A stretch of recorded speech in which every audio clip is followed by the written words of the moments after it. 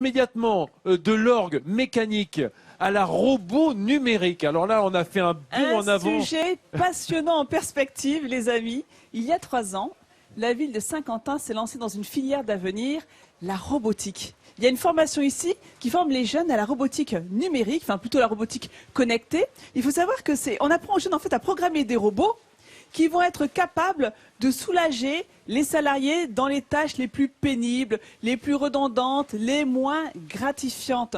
Tout ça pour vous dire que c'est un investissement dans la robotique industrielle qui est bénéfique pour les élèves et pour les entreprises. Laurent travaille dans cette usine de fabrication de chauffage électrique depuis 27 ans.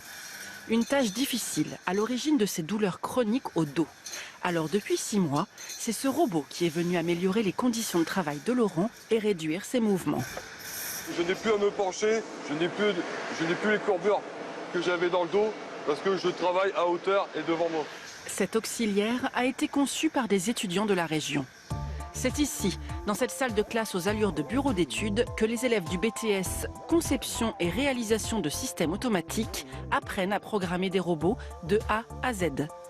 Avant de passer à l'application en entreprise, ils s'entraînent dans un premier temps sur des programmes simples. Le robot d'Audrey doit réaliser un dessin. Cette étudiante en 2e année vérifie avec attention sa programmation, ligne de code par ligne de code. En fait, chaque ligne correspond à un point. Et vu qu'on fait une trajectoire, on passe d'un point A à un point B.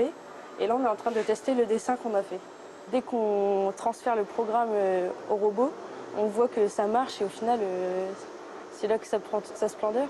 Martial est le professeur en charge des 2e années. Il supervise le travail d'Audrey pour ensuite lancer la machine à vitesse réelle, en veillant au respect des consignes de sécurité. Et la cellule?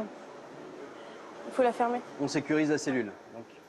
Ce dessin peut paraître bien loin du monde de l'entreprise. Il s'agit pourtant du même type d'opération. C'est le même procédé de programmation qui est utilisé par les étudiants pour programmer une trajectoire ludique ou pour programmer la trajectoire d'un robot en production dans une entreprise.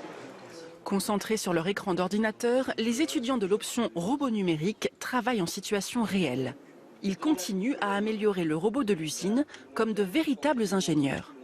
L'objet de l'étude que vous allez faire pour le projet Zender aujourd'hui, c'est de chercher une configuration du chariot où il n'y a pas de collision et voir l'incidence que ça a sur le temps de cycle total. Déjà confrontés aux conditions de production en entreprise, ces étudiants préparent ainsi leur insertion professionnelle. Un type d'exercice qui motive Audrey encore davantage. On va vraiment passer à l'action et on va commander les robots, enfin le robot, on va commander les outils, tout. Et à la fin, l'ouvrier se fera moins de mal parce qu'avec le temps, il s'use. Dans 4 mois, les employés de l'usine de chauffage électrique profiteront des bienfaits de ce nouveau robot. La ville de Saint-Quentin est en train d'installer toute une filière dans ce domaine. Et derrière moi, nous avons les étudiants en BTS 1re année, 2e année. Je voudrais quand même qu'on les applaudisse, qu'on les félicite avec leurs 2 Nathalie, mais c'est le professeurs. lycée Henri Martin. Mais oui, c'est ça.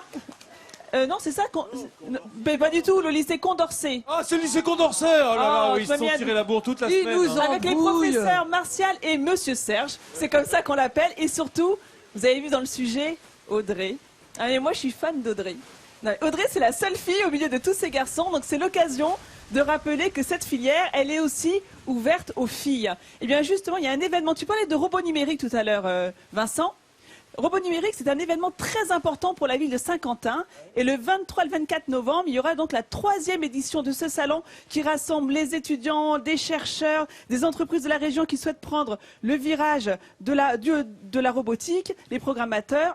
Et je sais que Audrey ne manquerait cet événement pour rien au monde. Alors, pourquoi c'est important pour la ville? Parce qu'effectivement, ces jeunes sont formés à la robotique, mais aussi les entreprises qui sont très intéressées par ces robots. Eh bien, à Saint-Quentin, par exemple, il y a une pharmacie dans laquelle, justement, on utilise les robots pour la distribution de vos médicaments. C'est très impressionnant. Il suffit de venir avec son ordonnance. L'ordonnance va être scannée automatiquement. Et ensuite, eh ben, les informations sont transmises. Et si jamais, par exemple, il y a un problème, il y a un manque dans les stocks, aucun souci, c'est le robot qui va vous annoncer la date de livraison. C'est quand même incroyable parce que c'est un gain de temps énorme pour la pharmacienne. Et en plus, c'est pas des tâches très agréables de gérer les stocks, de ranger les produits. Et donc, au final, eh bien, ce gain de temps, il est mis à profit de nous, des clients. On va être bichonnés par nos pharmaciens. Et je vais vous présenter encore une autre entreprise qui, elle aussi, a décidé d'implanter ses réseaux. C'est une entreprise qui fabrique des armoires électriques dont le patron s'appelle Thierry Favrez. Alors lui, pareil. Cette entreprise, elle existe depuis une quarantaine d'années. Il sait que pour la survie de son entreprise, il est important pour lui d'intégrer les robots. Alors il faut bien comprendre que ces robots ne sont pas là pour remplacer les humains. Ils ne prennent pas leur place. Des auxiliaires, en quelque C'est des sorte. auxiliaires, justement, qui vont faire les tâches, on va dire, sans valeur ajoutée. Là, comme je vous le disais tout à l'heure, les tâches sans intérêt, les tâches qui peuvent être très pénibles. Et à côté de ça, eux, les ouvriers, eh bien, ils ont été formés à la maintenance de ces robots. Donc l'idée en fait c'est de changer la nature des emplois et c'est important aussi pour ces entreprises parce que c'est une façon de rester concurrentiel et de garder la production en France. Alors je ne sais pas si c'est un secteur qui vous intéresse, hein, Franck, justement cette robotique, ces robots, mais c'est vrai qu'ils font partie de notre quotidien. C'est-à-dire qu'ils maintenant, cherchent le robot qui plusieurs pourrait années. écrire les romans à sa place. Oui, mais c'est ça, j'ai essayé d'imaginer un robot meurtrier, comment le juger, ça serait compliqué. Non, mais les robots, c'est vrai que ils sont là pour nous aider, pour améliorer nos conditions. Je sais qu'on envoie des robots dans l'espace, on envoie des robots dans le corps humain, même aujourd'hui, c'est-à-dire qu'ils sont capables d'aller cibler les cellules cancérigènes et de les anéantir. Et voilà, ils sont un peu l'avenir. Et vous avez eu raison de préciser qu'ils ne vont pas voler le travail des humains, ils viennent en complément. En complément, et, exactement. Voilà. Et c'est vrai que c'est un secteur d'avenir et c'est leur professeur Martial qui va nous le confirmer. En effet, c'est un secteur d'avenir et nos étudiants, chaque année nous accueillons une promotion de 15 élèves et nos étudiants, nous les préparons à être compétitifs dans l'industrie, être capables de choisir des robots, de les programmer. Ils ont l'occasion en première année de participer à une compétition de robotique, une compétition nationale, et puis en deuxième année, nos étudiants intègrent, comme vous l'avez vu, c'était pour l'entreprise Zender, des robots. Donc c'est un projet de 6 mois auquel ils se consacrent pleinement de façon à avoir une réelle plus-value et pour eux et pour l'entreprise. C'est exactement ça, une réelle plus-value. Donc encore un grand bravo. C'est vrai que cette formation est très importante pour Saint-Quentin, pour la région. Bravo. Bravo et merci.